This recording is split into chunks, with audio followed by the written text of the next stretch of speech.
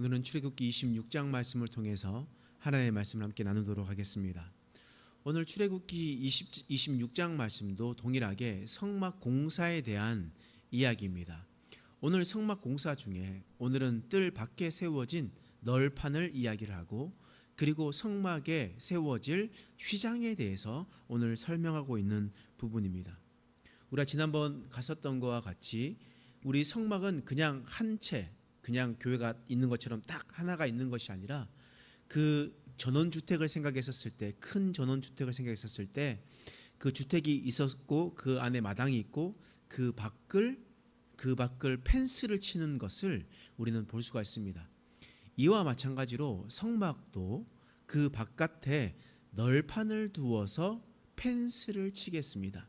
이쪽 저쪽에서 사람들이 들어오지 못하도록 널판을 세워서 오직 한 문으로만 들어올 수 있도록 했다라는 겁니다. 그러니 하나님 앞에 나아갈 때 동서남북 모든 곳으로 들어올 수 있는 것이 아니라 오직 한 곳으로만 들어올 수 있다는 것을 오늘 말씀을 통해서 볼 수가 있습니다. 이것을 통해서 우리가 어떻게 생각할 수 있겠습니까? 우리가 하나님 앞에 나아올 때에 아무 곳에서나 들어올 수 있습니까? 하나님께 나아갈 때 어떤 길로 가면 됩니까? 우리가 서울로 가더라도 뭐 어떤 길로 가면 되지, 뭐 서해안 고속도로 타고 경부 고속도로 타고 올라가면 되지 라고 이야기를 하지만 서울은 그렇게 갈 수 있습니다. 그러나 하나님 앞에 가는 것은 절대 그럴 수가 없습니다. 우리는 누구를 통해서만 갈 수 있습니까? 오직 예수 그리스도를 통해서만 갈 수가 있습니다. 그러므로 하나님께서는 다른 모든 것을 막아두시고 한 곳만 열어주신 것은 꼭 지정된 곳으로 나와 하나님 앞에 나오라고 오늘 말씀하고 있는 겁니다. 그러면서 그 성문 안에 들어가면 우리가 보았듯이 번제단도 있고, 그리고 물두멍도 있었던 것을 보았습니다. 그리고 그것이 모든 것이 다 뜰이었습니다. 거기에서 짐승도 잡고 여러 가지 일들도 하였습니다.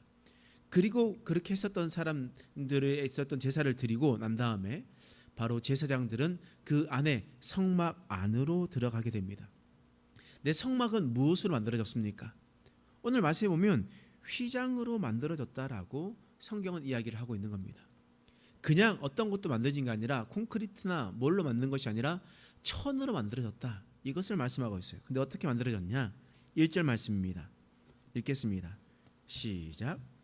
너는 성막을 만들되 가늘게 꼰 배실과 청색, 자색, 홍색 실로 그룹을 정교하게 수놓은 10폭의 휘장을 만들지니. 하나님께서 이제 성막을 만들 때는 뼈대를 갖추고 그 위에 휘장을 만들려고 했습니다. 근데 그 휘장이 어떤 거냐면 바로 가늘게 꼰 배실, 그러니까 흰색 실입니다. 흰색 실과 청색, 홍색, 자색의 실로 그렇게 그것을 카페트를 만들라는 겁니다.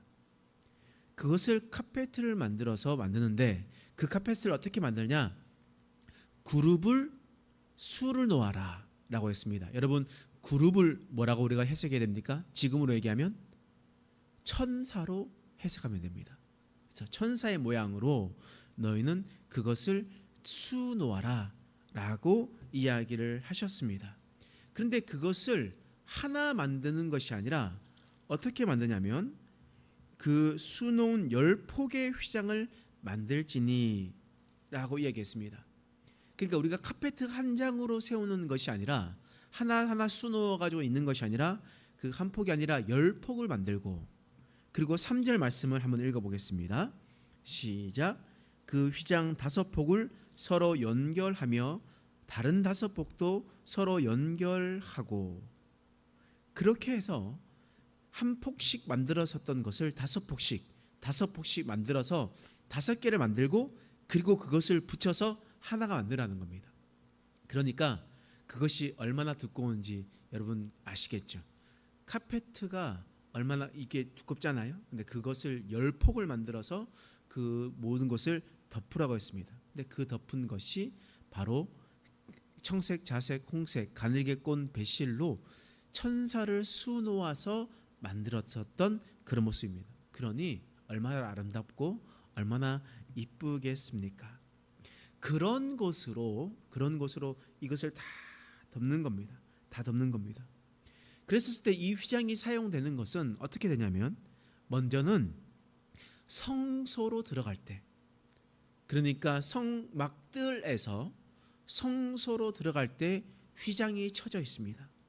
그리고 그 성소에 들어갈 때 성막들과 그리고 성소에 들어가는 것을 구분하라 라고 말씀하셨습니다. 그러니까 열폭을 들고 들어가려면 커튼 한 장 치고 들어가면 쉽게 들어갈 수 있는데, 열폭에 있었던 것을 치고 들어가려면 힘이 꽤 들어가겠죠. 그러니까 아무나 들어갈 수 없다라는 겁니다. 아무나 들어갈 수 없는 것. 오직 여기에는 제사장만 들어갈 수가 있었습니다.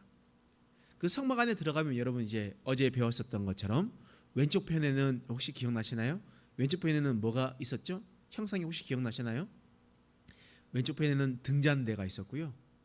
그리고 오른쪽 편에는 진설병을 두는 상이 있었습니다. 그리고 정면에는 뭐가 있었냐면 분향하는 분향단이 있었습니다. 그렇게 성소를 막아두는 그런 휘장이 있었고, 그리고 그 성소에서 지성소로 들어갈 때 분향단 뒤쪽에 바로 이 커튼처럼 내려오는 그런 휘장을 세워 뒀었습니다. 그러니 그 성소와 지성소도 구분했다라는 거예요. 지성소는 더 아무나 들어가지 못합니다. 지성소는 누가 들어갑니까? 대제사장만 들어갈 수 있습니다. 1년에 딱 한 번, 대속죄일 때 딱 한 번 들어가서 온 이스라엘의 죄악을 속죄하는 그런 일들을 합니다. 그래서 속죄소 위에 또 그 제단에 피를 뿌리고, 그리고 속죄소 안에서 하나님께서 말씀하시는 것들을 볼 수가 있습니다. 이처럼 휘장은 성막들과 성소를 구분 지을 때에 사용되는 것이고, 또 성소와 지성소를 들어갈 때 구분 짓는 그 모든 것이었습니다. 그런데 구약 시대에는 그랬다는 거예요. 그런데 예수님께서 돌아가실 때 어떻게 됐습니까? 그 휘장이 다 찢어졌습니다. 위에서부터 아래로 하나님께서 그 모든 것을 찢어버렸습니다. 사람의 힘과 사람의 눈으로 칼로 여러 번 찢어도 찢을 수 없는 그 모든 것들을 하나님께서 단번에 그것을 찢으셨습니다. 무슨 말이겠습니까? 이제는 예수님을 통하여 성막에 들어왔다면 누구나 하나님을 만날 수 있는 자리로 나아갈 수 있다라는 것을 하나님께서 말씀해 주셨습니다. 그러므로 구약에 있었던 율법으로 우리가 이제 율법 조문에 묶여져 있는 것이 아니라 바로 예수 그리스도로 말미암아 우리가 담대히 하나님 앞에 나아갈 수 있는 담력을 얻게 됐다라는 겁니다. 왜 담력이냐? 옛날에는 구약 시대 때는 하나님께 그냥 나가면 죽었거든요. 공의의 하나님께서 죄에 있는 인간을 심판하셨단 말이에요. 그렇기 때문에 이 구약 시대 때 있었던 사람들은 아무나 하나님께 나아갈 수가 없었습니다. 대제사장도 1년에 한 번 들어갈 때 혹여나 자신이 죽을 수도 있다라는 생각을 하며 그 가운데 들어갔다라는 겁니다. 그런데 이제는 누구나 하나님께 나아갈 수 있는 담력을 얻게 되었다라는 것을 하나님께서 이 휘장을 통해서도 우리에게 말씀해 주고 있습니다. 또 휘장이 성막들과 성소, 그리고 성소와 지성소를 이게 나누는 것뿐만 아니라 어떤 일에 쓰였냐면 이 성막 전체를 덮는 일에도 사용되었습니다. 성막 전체를 덮었다라는 거예요. 그래서 그 휘장을 가지고 그 모든 천막을 다 덮고 난 다음에, 그럼 안에 들어가서 등잔대에 불을 켜면 안에가 어떻겠습니까? 아주 이쁜 수놓은 것들이 아주 이쁘겠습니다. 또 그 안에 금으로 되어 있었던 등잔대, 분향단, 그리고 진설병을 넣는 상을 보면서 정말 아름답다라고 생각을 하겠죠. 그리고 난 다음에 그 밖에 무엇을 놔두냐? 7절 말씀이에요. 읽어보겠습니다. 시작. 그 성막을 덮는 막 곧 휘장을 염소의 털로 만들되 11폭을 만들지며. 그걸 덮고 난 다음에 뭘 하냐? 염소 털로 그것을 덮습니다. 염소의 털로 그것을 덮어요. 그리고 난 다음에 어떻게 하냐? 14절 말씀입니다. 읽겠습니다. 시작. 붉은 물들인 순양의 가죽으로 막의 덮개를 만들고 해달의 가죽으로 그 윗덮개를 만들지니라. 그러니까 성막은 총 몇 가지로 덮습니까? 네 가지로 덮습니다. 첫 번째는 뭐냐면 가늘게 꼰 배실과 청색, 자색, 홍색 실로 만든 휘장 같은 그 막을 그거 먼저 덮습니다. 그리고 그 위에 또 뭐 덮냐면 염소털로 만들어진 것을 덮습니다. 그리고 그 위에 무엇을 덮냐면 붉은 물 들린 수양의 가죽으로 덮습니다. 그리고 난 다음에 무엇을 덮냐? 바로 해달의 가죽으로 덮습니다. 여러분 해달의 가죽 지난번 가셔서 보셨죠? 그러니까 해달을 통으로 잡아가지고 그것을 가죽으로 만들어서 했습니다. 그러니까 거무튀튀튀해요. 그죠? 거무튀튀튀해요. 그러니까 안에는 가장 아름다운 모습이 있었는데 그 다음에 염소털로 흰색으로 덮고 그 다음에 있었던 염소니까 여러 가지 색깔이 있겠죠. 그리고 난 다음에 붉은 물 들린 것을 덮습니다. 그리고 가장 마지막에는 보이지도 않는 검은 것으로 되어 있는 그런 해달의 것으로 덮습니다. 그러면 어떻겠습니까? 안에서 보았을 때는 너무나 아름다운데 밖으로 나와서 봤을 때는 어떻게 보면 그냥 형편없어 보일 수도 있죠. 밖에서 봤을 때는 아름다워 보이지 않을 수 있습니다. 이게 무슨 말이겠습니까? 하나님께서는 둘 중에 선택을 하려면 어떤 것을 가장 중요하게 생각하신다는 거예요. 외적인 겁니까? 내적인 겁니까? 내적인 것을 하나님께서 더 중요하게 보시고 아름답게 보신다라는 거예요. 여러분 우리는 생각을 했었을 때 우리는 외적인 것에 더 많은 것들을 신경 쓸 때가 많습니다. 그래서 사람들에게 보여지는 것, 사람들에게 나타나는 것, 내가 어떤 백을 들었느냐, 내가 C로 시작되는 그런 것을 뺐느냐, 아니면 G로 시작되는 그런 명품 가방을 들었느냐, 뭐 이런 것들을 생각을 하면서 사람들에게 보여지는 것들을 신경 쓰는 사람들이 있습니다. 아니면 내가 어떤 옷을 입었느냐, 가지고 있는 차가 무엇이냐, 집이 어디 것이냐 라는 것을 더 신경 쓰는 사람들이 있습니다. 그러나 하나님께서 더 중요하게 생각하시는 것은 바로 그 사람의 마음이라는 겁니다. 그 속에 있었던 것을 더 중요하게 생각하신다라는 겁니다. 그럼 교회도 마찬가지겠죠. 뭐 교회도 아름다운 교회 지으면 너무나 좋죠. 근데 교회 아름다운 교회인데 안으로 들어와 봤는데 싸우고 분쟁하고 소리 지르고 그 안에 찬양과 기도가 말씀이 전혀 없고 형편없고 그랬었을 때 하나님께서 그것을 기뻐하시겠냐는 겁니다. 교회도 마찬가지로 만약에 둘 중에 신경을 써야 한다면 먼저는 내적인 것을 먼저 신경을 써야 된다는 거예요. 교회 안에서 나오는 찬양을 통해서 모든 성도들이 함께 기쁨으로 하나님 앞에 찬양을 하는가? 하나님의 말씀이 선포됐을 때 목회자는 말씀을 공교의 준비를 잘 하고 또한 말씀 듣는 사람도 그것을 아멘으로 화답하면서 그것으로 하나님께 예배를 드리고 있는가?